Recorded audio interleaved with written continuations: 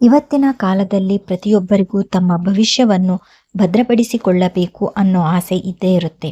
ಅಷ್ಟೇ ಅಲ್ಲ, ನಾವು ಕಷ್ಟಪಟ್ಟು ಹೂಡಿಕೆ ಮಾಡೋ ಪ್ರತಿ ಪೈಸೆಗೂ ಒಳ್ಳೆ ಲಾಭ ಸಿಗಬೇಕು ಅಂತ ಎಲ್ಲರೂ ಬಯಸ್ತಾರೆ. ಹಣ ಉಳಿಸೋಕೆ ಮಾರ್ಕೆಟ್ನಲ್ಲಿ ಎಷ್ಟೋ ಆಪ್ಷನ್ಗಳಿದ್ದರೂ ಕೆಲವು ತುಂಬಾನೇ ರಿಸ್ಕ್ ಇರೋ ಸ್ಕೀಮ್ಗಳಾಗಿರುತ್ತವೆ.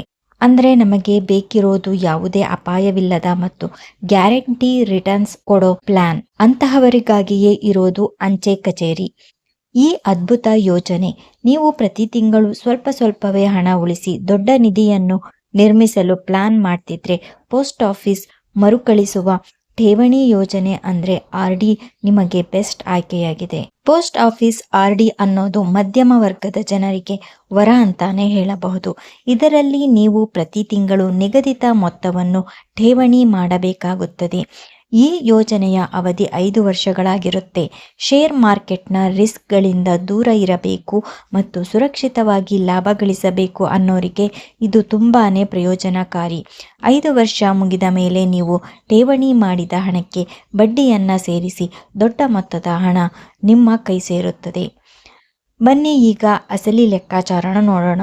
ನೀವೇನಾದರೂ ಪೋಸ್ಟ್ ಆಫೀಸ್ RDಯಲ್ಲಿ ಪ್ರತಿ ತಿಂಗಳು 1500 ರೂಪಾಯಿ ಜಮಾ ಮಾಡ್ತೀರಾ ಅಂತ ಇಟ್ಕೊಳ್ಳಿ. ಆಗ 5 ವರ್ಷಗಳಲ್ಲಿ ಅಂದರೆ 60 ತಿಂಗಳಿಗೆ ನಿಮ್ಮ ಒಟ್ಟು ಹೂಡಿಕೆ 90,000 ರೂಪಾಯಿ ಆಗಿರುತ್ತೆ.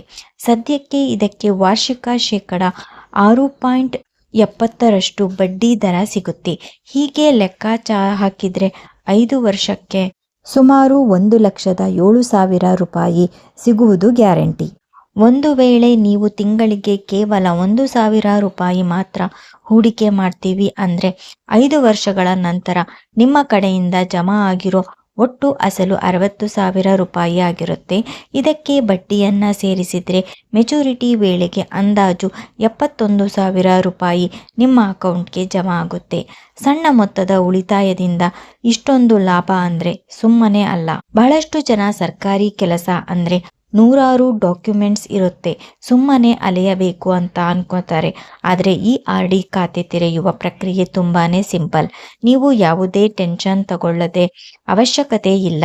ಹತ್ತಿರದ ಯಾವುದಾದ್ರೂ ಪೋಸ್ಟ್ ಆಫೀಸ್ಗೆ ಭೇಟಿ ನೀಡಿದ್ರೆ ಸಾಕು, ಅಲ್ಲಿನ ಸಿಬ್ಬಂದಿ ನಿಮಗೆ ಖಾತೆ ತೆರೆಯಲು ಸಹಾಯ ಮಾಡುತ್ತಾರೆ. ಈ ಸ್ಕೀಮ್ನ ಪ್ಲಾನ್ ಪಾಯಿಂಟ್ ಏನಪ್ಪಾ ಅಂದ್ರೆ ಇದು ಕಂಪ್ಲೀಟ್ ಆಗಿ ಅಪಾಯ ಮುಕ್ತ.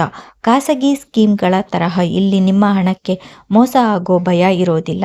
ಕೇಂದ್ರ ಸರ್ಕಾರವೇ ಇದರ ಗ್ಯಾರಂಟಿ ಕೊಡೋದ್ರಿಂದ ನೀವು ಕಣ್ಣು ಮುಚ್ಚಿಕೊಂಡು ನಿಮ್ಮ ಹಣವನ್ನು ಇಲ್ಲಿ ಇನ್ವೆಸ್ಟ್ ಮಾಡಬಹುದು. ಇದರಿಂದ ಯಾವುದೇ ಅಪಾಯ ಇಲ್ಲ.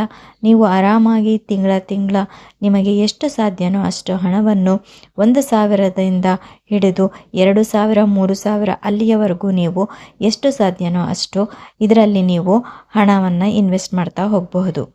ದಿನಕ್ಕೆ 50 ರೂಪಾಯಿ ಅಂದರೆ ತಿಂಗಳಿಗೆ 1,500 ರೂಪಾಯಿ ಆಗುತ್ತೆ. ನಮ್ಮ ದಿನನಿತ್ಯದ ಚಹಾ ಅಥವಾ ಕಾಫಿ ಖರ್ಚಿನಲ್ಲಿ ಈ ಹಣವನ್ನು ಈಸಿಯಾಗಿ ಉಳಿಸಬಹುದು. ಹೀಗೆ ಮಾಡೋದಿದ್ರೆ ನಿಮಗೆ ಗೊತ್ತಿಲ್ಲದ ಹಾಗೆಯೇ 5 ವರ್ಷದ ನಂತರ 1 ಲಕ್ಷದಷ್ಟು ಹಣ ನಿಮ್ಮ ಕೈ ಸೇರುತ್ತೆ.